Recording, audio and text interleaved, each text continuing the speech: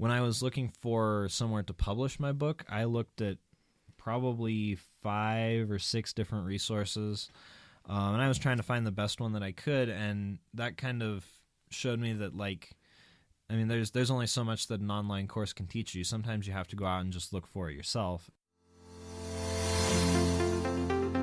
As a young mother, I experienced a paradigm shift that transformed how I saw education and ultimately the world around me. I started this podcast, The Luminous Mind, to connect with and learn from people who are disrupting the status quo in how they learn, educate, and live in the world around them.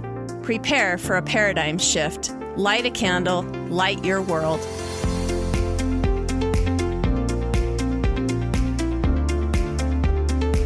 Benjamin Franklin said, "Instead of cursing the darkness, light a candle."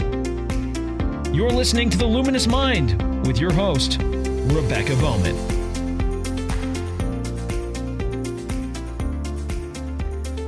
Hello, fire starters. Today I am here, actually in studio, with one of my main fire starters, my son, Jacob Bohman.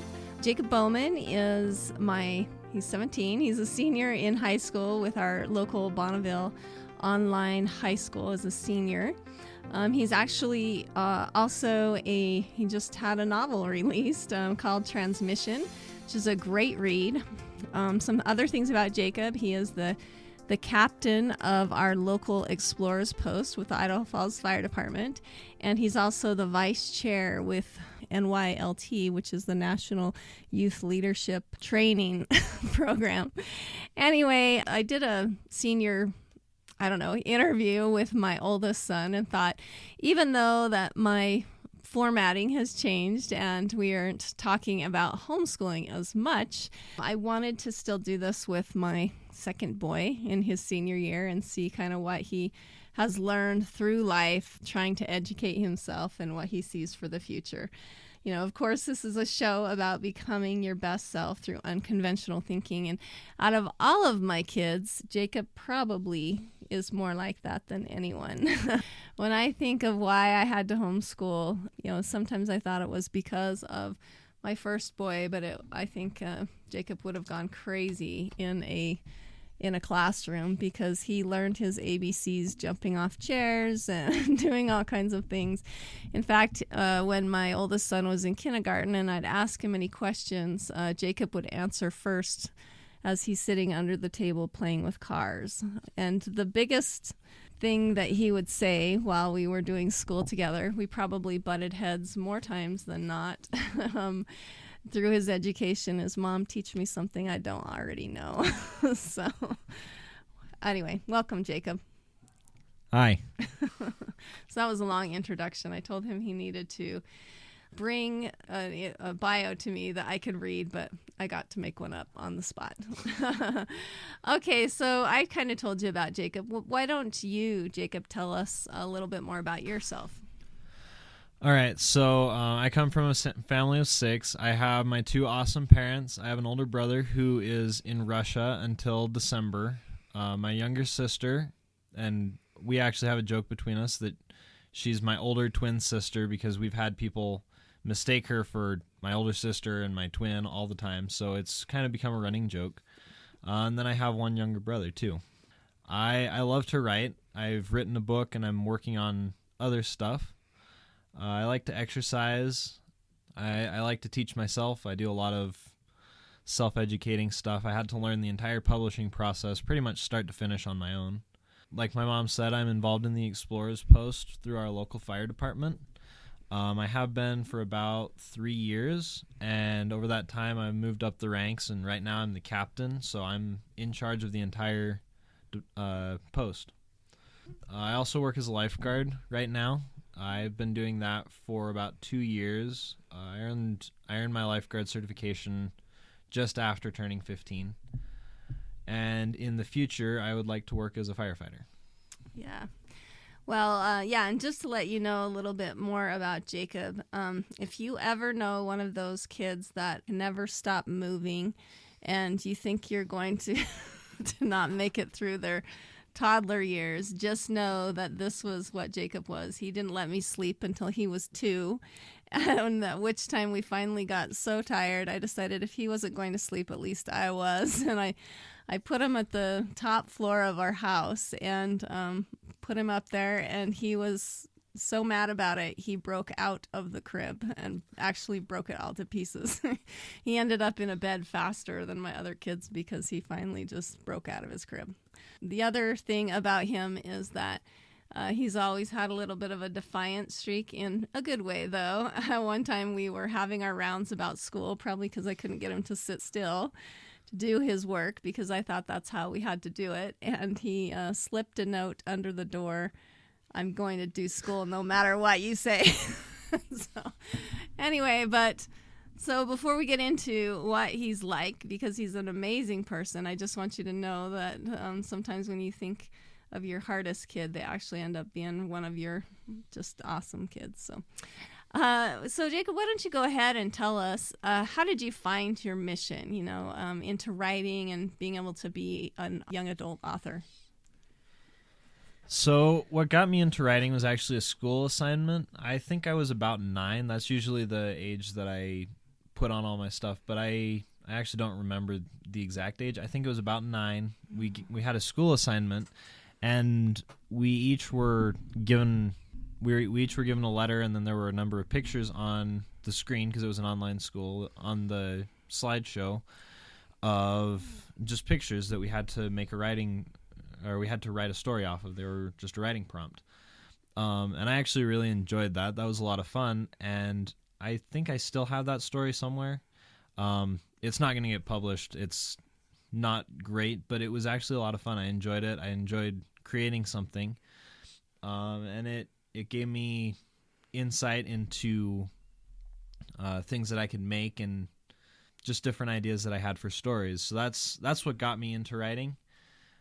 Since then, I used a lot of writing generators. I came up with a lot of ideas on my own and tried to write stories, but I really didn't find anything that clicked until about when I was 14 or 15. I started writing a story, and it eventually turned into science fiction. And that was actually a little weird, because I've never really read any science fiction or seen any science fiction other than something like Star Wars. I watched a few episodes of Star Trek, stuff like that. But it was never really something that I was interested in. And so that's kind of why Transmission's a little weird for me, is that it's not something that I'm used to. Well, it's an excellent book, and actually it's the first sci-fi book that I've read that doesn't put me to sleep, because I'm not a sci-fi lover either.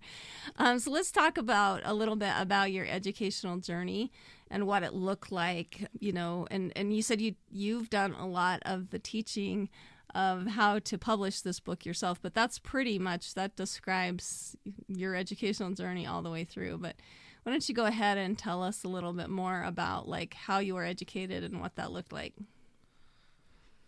So mostly the education that I've had has been high school English courses. We've done a few through our homeschool co-op, but I never really took anything super advanced. I actually did pretty poorly in the creative writing classes that I took, which is a little bit ironic. But I was, for all the important stuff, for my writing and teaching myself a lot of different things. I mean, I did learn some from those high school courses, but at that point it was mostly just creating a plot, and it was the plot diagram where it's the exposition and then the rising action, climax, falling action. And so those didn't really teach me anything beyond that I could use. And so a lot of what I learned was from friends and from people that read my book that gave me advice. And that's really where I've learned the most. And then especially the publishing process. Nobody really taught me that. I really couldn't find any resources on it, and so I had to find my own resources for cover design and for getting the identification numbers and getting copyright and all that sort of stuff. I kind of had to find that stuff on my own. Yeah. Well, and I feel bad. That's one place, and like I said, at his whole educational journey is teach me something I don't know.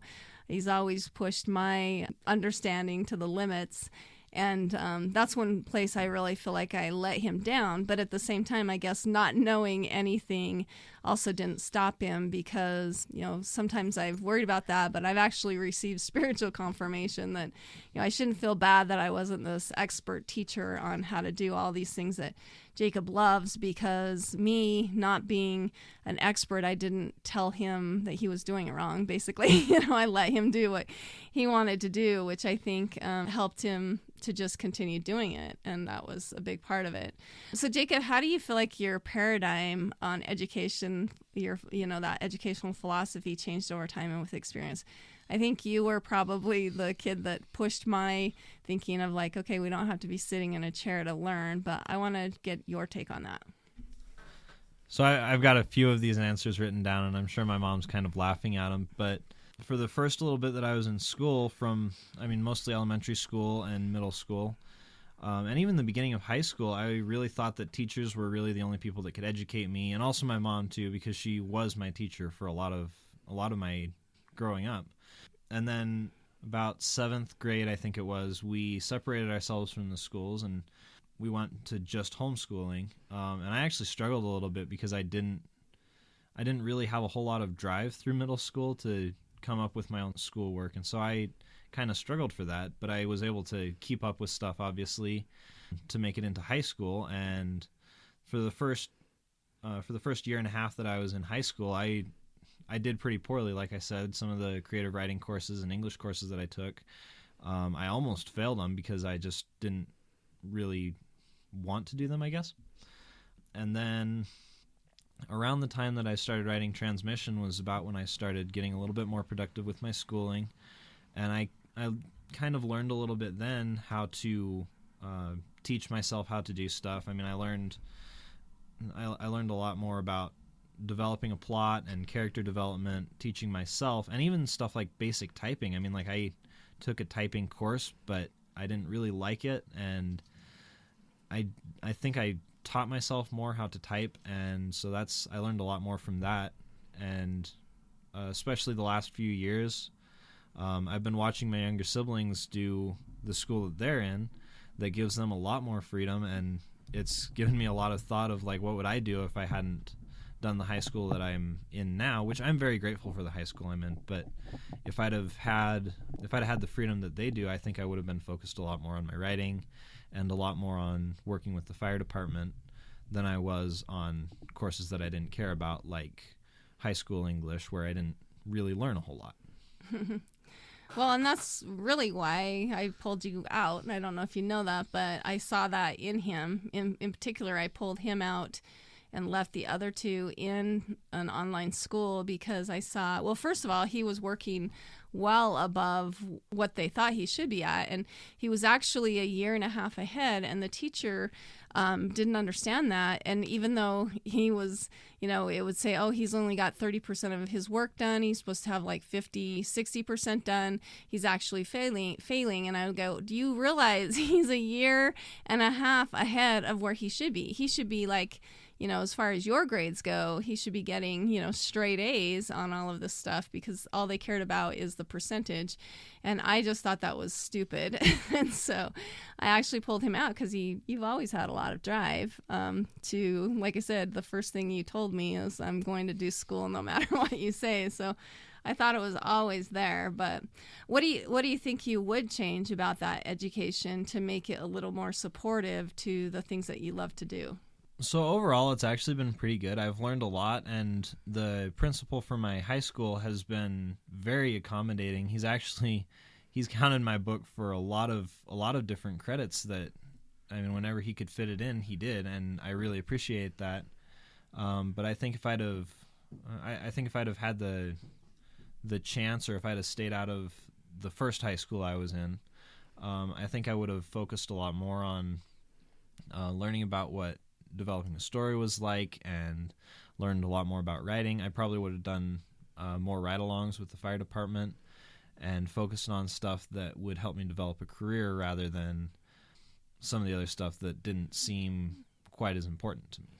Yeah. Well, and a lot of stuff you've been able to kind of, like you said, teach yourself when you needed to. So what self-directed learning experiences have you had? And just kind of go ahead and tell me how you think that that's helped with that educational philosophy mold too. So like I said, a lot of it's been just the finding resources on my own. When I was looking for somewhere to publish my book, I looked at probably 5 or 6 different resources, and I was trying to find the best one that I could, and that kind of showed me that, like, I mean, there's only so much that an online course can teach you. Sometimes you have to go out and just look for it yourself. And so while there's stuff that I would recommend to other authors, and I would actually love to do an online course and teach people how to write, but really there's only so much that you can learn from an online course. You kind of have to go out and do hands-on stuff, and that's kind of a philosophy that I've developed working with the fire department, because a lot of the stuff we do, it's like, yeah, we can sit in a classroom and tell you fire science theory all day long, but I mean, it's much better to just go out and throw ladders and pump hose and do all that sort of stuff. So that's kind of what's changed, is I've gone from thinking that you have to be in a classroom learning it to just go out and get your hands dirty and work hard. Well, although I say he's a fire starter, he's actually a fire putter-outer. So, anyway, tell us, going forward, how do you think your educational philosophy is going to be? I'd love to hear, like, about what you feel like, how you're going to try to lead your life in the future. So a lot of it right now, I'm starting to look at colleges, and I'm looking at stuff like that, and I'm having to do a lot more research into where the best places would be. I'm not really sure what you want me to talk about here. Well, just how do you think you're going to teach yourself things? You know, how are you going to discover more about who you are in the future? I don't know. I've spent a lot of time researching stuff, and I really like taking classes and learning from people. I've looked at stuff like Masterclass to improve my writing, and then obviously spending more time with people who have spent time practicing stuff like that. I know a guy that's got a bachelor's degree in creative writing, and he'd probably be a really good resource to talk to about writing. Yeah, just talking to people and finding coaches rather than somebody to just tell me what to do. Yeah, because sometimes that doesn't work. Like I said, maybe that's been the positive about our whole educational thing, is I didn't know what he was doing most of the time, or couldn't direct him in the way that I, wish I could have at the time. I'd love to hear more about, like, maybe some of the biggest obstacles you faced while you were either writing your book or trying to get through school.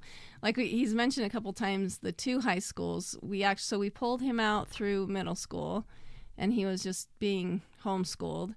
And like he said, he kind of floundered a little. We did some online, and then we did some with our local, like, homeschooling co-op.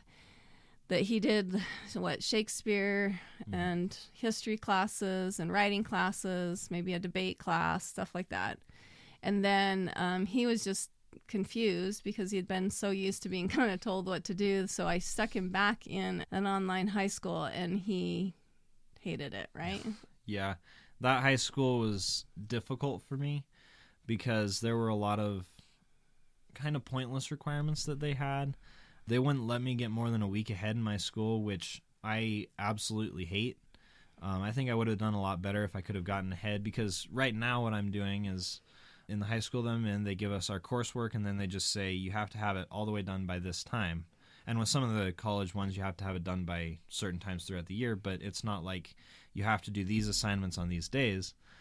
And so not being able to get ahead, I think, was a bit of a detriment to me, because some big assignments I'd get to them, and then I'd spend a few days planning them and working on them, and then they'd get overdue, and then I would be concentrating on those, and more stuff would stack up. And so it took me until the last few weeks to really raise my grade from, really, really low grades, because they were marking everything as not being turned in. I would get it up to A's and B's, but it usually wasn't on their timetable, and so it looked like I was doing really bad. Well, and it didn't have the flexibility either. They wanted him to be in like these online classes, like with other students, and we're like, well, that's the whole point of doing online school, is to have the flexibility. So yeah, it was 2 or 3 hours a day, 5 days a week.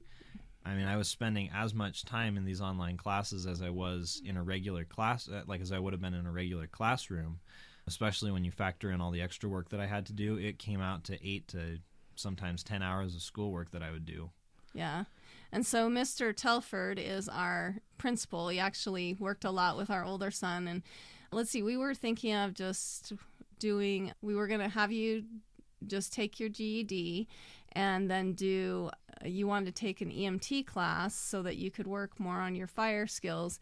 And when we tried to do that through our local high school, they wouldn't let him. So we just went and talked to Mr. Telford of the Bonneville Online High School, which he's amazing because he, like Jacob said, I want to hear more about that experience. You've talked him into so many credits, so many high school credits. And he's awesome because you can go in and say, look, I've done this and that in my life, and these are things that I think should count. How did you get him to sign off on so many things? Maybe tell us what he signed off on. He signed off on way too many things. I'm not saying it was a bad thing because it was stuff that I'd already done, but there were a lot of times, so I've gotten a lot of certifications through the Explorer's Post and through my job as a lifeguard, and I was able to actually take a lot of those in and say, look, this is what I've done, this is how many hours that we had to spend working on it. And one of them in particular, it's on my transcript, as fire and emergency services training, and it was a 60-hour class, more or less. I had to go through a number of federal classes, and I had to take stuff through our fire department, and at the end of it all, I got this certificate that said that I'd completed 60 hours of training, and I took that into him, and I told him what it was and what we'd done, and he was just like, okay, and he went in and added it to my transcript. In your book, how many credits did that count for?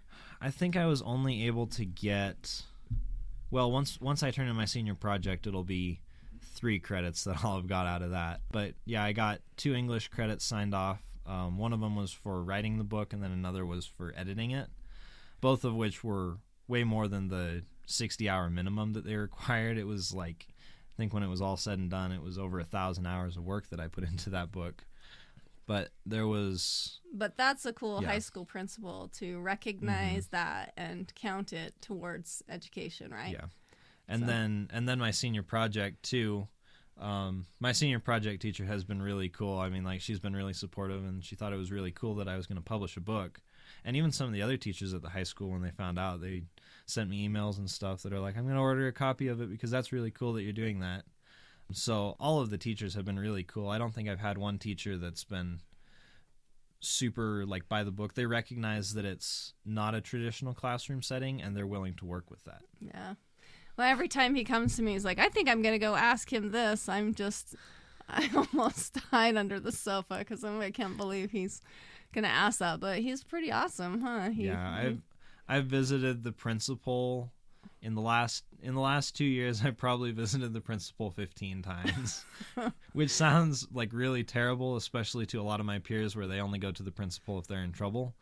But I've gone to him, and he's worked with me on stuff and gotten me to graduation, because when I got there, I didn't have any credits on my transcript. Were you a junior? I was my sophomore year? It was halfway through my sophomore year. And the transcript from my previous school hadn't transferred over, and so it looked like I didn't have any credits, and he didn't think I was going to be able to graduate. But he was willing to work with me on stuff, and we counted a lot of stuff, particularly Key of Liberty for our for my, what one was it? It was American History, I think. Yeah. One of my history classes, and we just took it into him, and he was like, "Oh yeah, we'll definitely do that." What gives you the tenacity to do that, though? That I didn't tell you to do it. In fact, I go in and apologize. Like, I'm sorry. I know Jacob's been in here again, but it's just kind of something that my dad has told me a lot, is that it really doesn't hurt to ask, because it's like the worst that's going to happen is they're going to say no.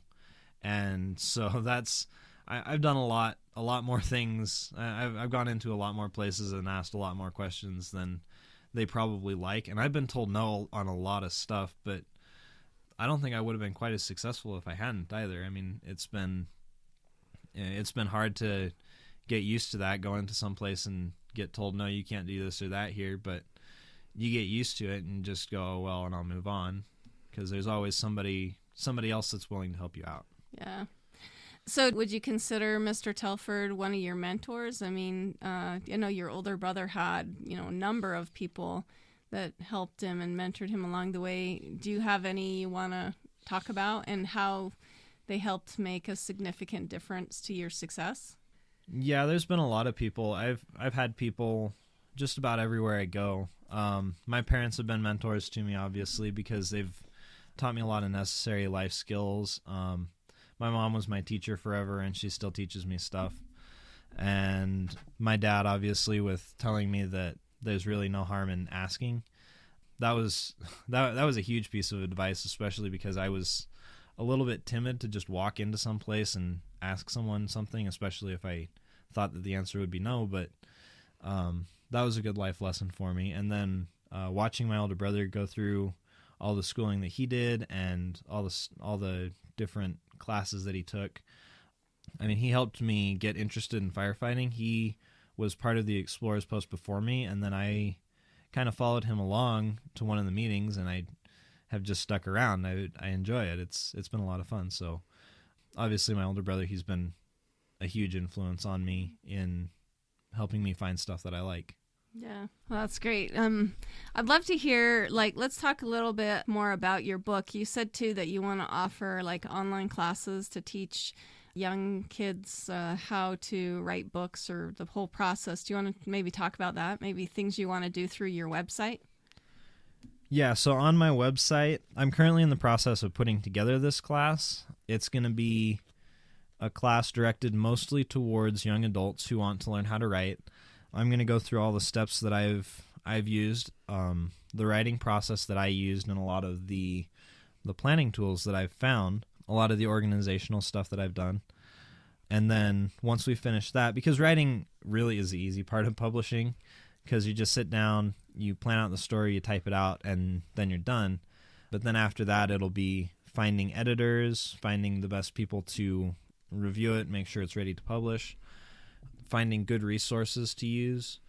My biggest problem finding resources has been I'm not 18 yet, and everywhere requires you to be 18 to do anything. And it's really frustrating because there's a lot of things that I want to do that I can't because I'm not 18. So I want to focus more on finding good ways to teach people how to get around all those, not get around it, but age barriers. Yeah, find ways to accommodate the age barrier while also publishing a book.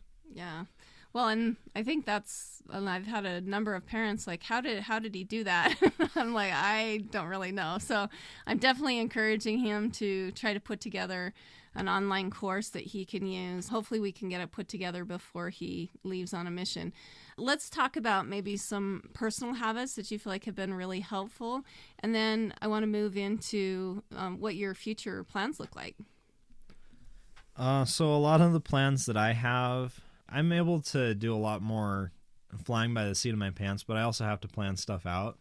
So something that I've done that's helped, and I've told you a lot about this, is I have checklists that I'll make, and I'll write down, I need to do this, that, and the other to be done with everything for the day. And I've noticed that I'm a lot more productive when I do stuff like that. I was sitting on an outline for a speech for 3 weeks just because I was like, oh, it's too hard, there's too much to do on it. And then finally, the other day, I was just like, you know what, this is stupid. And I put it down on my list. I have to finish that outline today.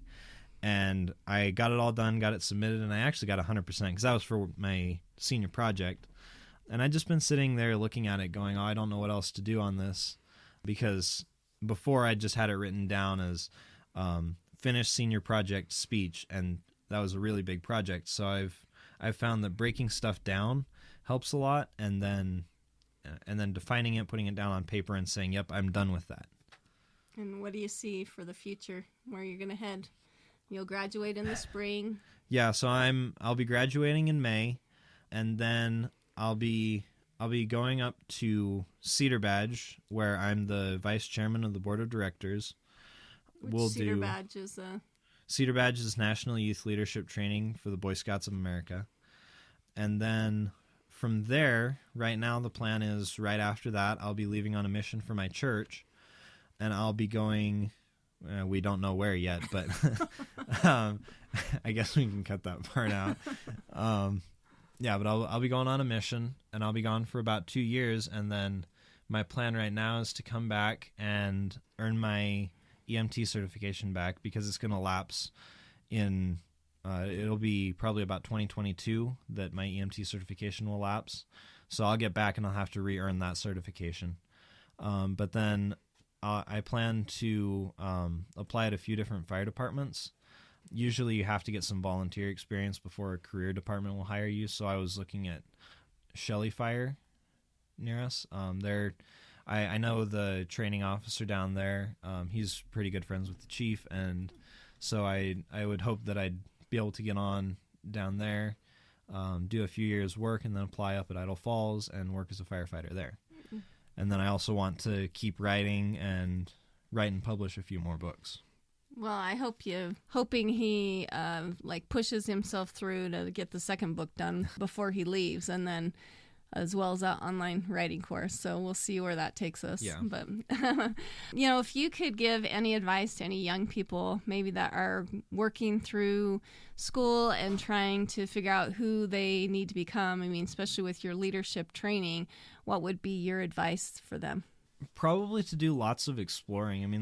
You might have your mind set on one thing and find something else that might interest you. I know for me, I hadn't even considered medical stuff when I started high school. I was planning on being an engineer, and I think that was actually why we started high school, was to get access to the manufacturing and engineering courses. Right? Yeah, that was why we started there. And while I was there, I joined the Explorers Post. All right, so yeah, do a lot of exploring. Yeah, I hadn't planned on doing medical stuff. I'd wanted to be an engineer, and then I joined the Explorers Post, and I started to learn a little bit more about that, and that was actually, I found that really interesting, and so that kind of changed my whole career plan. And I started taking medical classes so that I could take EMT, and I started doing more stuff with the fire department. And I really wouldn't have found that if I hadn't done some career exploring and looking into stuff. So just always be looking at different things. Don't get too tied down to any one thing. And then do things that you love. I don't think I would have published a book if I'd have just not written. I've had plenty of excuses to not write. Last year, I took probably 20 credits for high school. I took a lot of classes, and so I had plenty of excuses to not work on my books and my writing. But really, it was because I enjoyed my writing that I was able to finish my book this year and get it edited and finished. And so you just kind of have to focus on stuff that you enjoy too. Yeah. I'm trying to think how he kind of moved into that whole thing. I know there's a fire scene in the book, which is kind of fun because you can tell he's got some experience with that. But I think, he went from, as, just watching him. I remember watching him a lot as he would be out in the yard making up stories in his head. It looked like he was dancing around and sword fighting and stuff. And then that moved into, he became a voracious reader. You used to read hundreds of books a year, but now you mostly write. Isn't that correct? It seems like you're definitely more into writing stuff out than reading about stuff. Is that right? Yeah, I do like to write. Are there any favorite books that you have, maybe? Oh my gosh, there's so many books that I like. I wish I had more time to write. My time's gotten a lot more finite as I've gotten older. Getting a job definitely cut down on the amount of time that I could spend reading. And starting high school and all that. But there's a lot of books that I actually really like. Probably my favorite series is The Chronicles of Narnia by C.S. Lewis. We had it on audiobook, and I listened to it probably every summer for about 3 years. It's probably one of my favorite series that I've read. I've read a lot of Fablehaven and the Beyonders series, both of which are Brandon Mull's books. And those I actually really liked, and I kind of consider Brandon Mull to be one of my inspirations because he's kind of local to our area, I want to say. He lives in Utah, I think. He's Idaho friendly. Yeah, he's up here all the time, and so I've kind of looked up to him in my writing more than I would say probably more than even C.S. Lewis or J.R.R. Tolkien, one of the really well-known writers, just because he's someone that I met. Yeah, he's someone that I met. He's somebody that's local, and he wrote books that really got me interested in reading. Yeah. Well, I guess, there's so much I could say about Jacob. Like I said, he was the wild child that I thought was going to be the death of me, that never let me sleep, and he's turned into a pretty awesome feller. I didn't realize his favorite books were the same as mine, too, so maybe more influence than what I've thought. Why don't you just tell us, first of all, what your book is about, where we can find it, give us some parting words for our listeners, and then your contact information. So my book is a science fiction book. It's similar, I would say, to Star Wars in the fact that it's set in space. There's a lot of space-based things that happen. Wow, that's a tongue twister. There's a lot of space-based things that happen in my story, but I'm not a fan of overly futuristic, so a lot of the stuff that is in it is very similar to what we have now, other than it's just set in space. So there's not really any laser stuff. There's no crazy bombs or guns or anything. It's pretty normal, other than they're going into space and traveling between planets.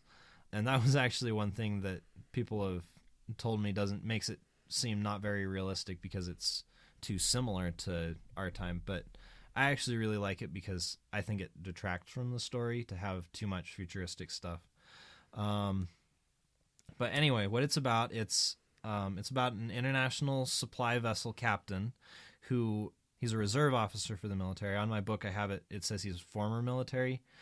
That's because when I first wrote it, he had actually been kicked out of the military. But in the story, he's actually a reserve officer. He learns that his government started a war with the other planets in their solar system and the native inhabitants, who are called the Anatri. He spent some time learning about their military and about his military, and so he knows that they're not going to win this war. And so he's trying to approach the heads of government on the planets to stop the war, whilst also trying to save the citizens from getting killed in a war that he knows is unjust and very lopsided. And there's a lot of adventure that happens. There's a lot of subplots. Like my mom said, there's the fire scene, there's scenes on different planets, and a lot of the stuff is based loosely off of stuff that I've seen and done, particularly stuff in forests and fires, stuff like that. Have you had problems with wolves in the forest? I have not had problems with wolves in the forest. That was not something that I have had to deal with, but it was fun. That was kind of the product of lots of backpacking and being out in the wilderness, and then just I like to imagine scenarios in my head of what I would do, and obviously it's not exactly what my characters would do, but it's kind of helped me develop the stories a little bit better, and I think make them more realistic. Yeah. Let's see what else. We did live close to coyotes howling, so maybe that's where you got it from. So yeah, where can we get your book, and well, give us your parting advice and then give us your contact information. What kind of parting advice do you want? How do you feel like people can disrupt the status quo, and how they learn, live, and educate and live in the world around them? And like I said earlier, just by teaching yourself and not relying on other people. Other people have great advice. Other people can teach you a lot, but I actually think it's very beneficial to have to go out on your own and find things, which if you're not used to it, that can feel a little weird. But once you get used to it, it's actually a lot of fun to go out and find stuff. And I go to my parents all the time going, I found this cool thing or that cool thing, and they always give me like kind of a blank stare and just nod and smile. Because I understand it, but nobody else does. And his excitement level is like through the roof. And I mean, sometimes even his dad is like, okay, say it in a quieter voice, because he gets so loud and excited about it. Yeah, I can be a very loud person. Very dramatic. I'm aware that I'm a very loud person, but it's part of who I am, and so sometimes I just can't control it. Well, and then how can we find this book? You can go to Amazon. I don't have like a special URL that I can give you, but if you go to Amazon and look up Transmission by Jacob Bohman, it's because other people have paid more money for their ad to show up higher. It's usually not the first book that shows up, but it's usually about second or third.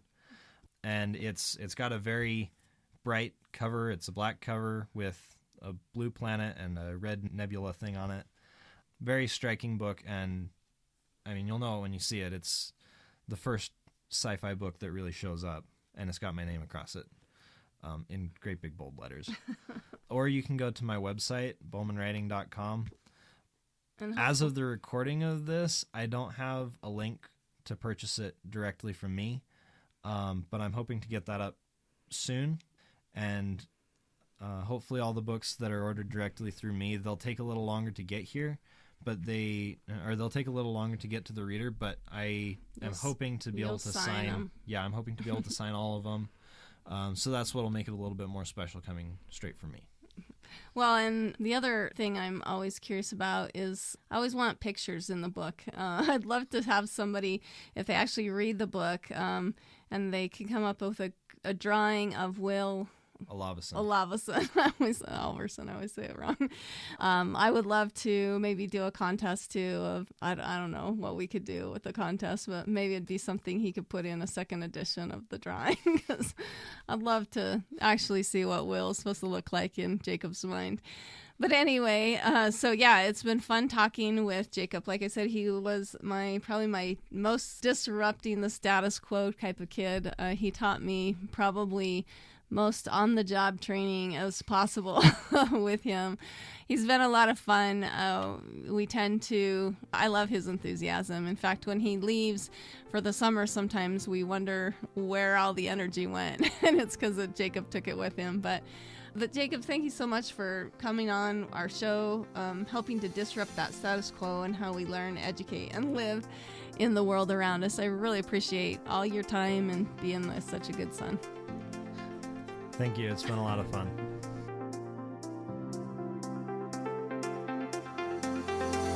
Thank you for listening to The Luminous Mind. Music featured in this episode from Scott Holmes. To learn more about our podcast, check us out at theluminousmind.net.